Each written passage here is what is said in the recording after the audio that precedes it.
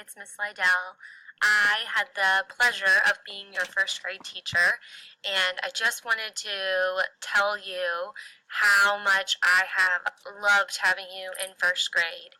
You have been a huge help all year long. You constantly go and help other kids, and I know you secretly love it when I give you hugs.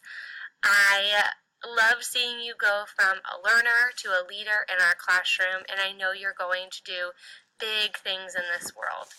I can't wait for you to give an acceptance speech and say thank you so much to my first grade teacher, Miss Lydell, because you really made an impact in my life. You can use those exact same words. I'm so proud of you, Enzo, for how far you've come just in first grade, so I can't imagine what you're going to do. I will always be here for you and anything that you ever need. Remember, you are always my student. That means whenever you are in second grade and when you go to high school, you're still my student. I'm proud of you, Enzo, and have a great year in second grade. Bye.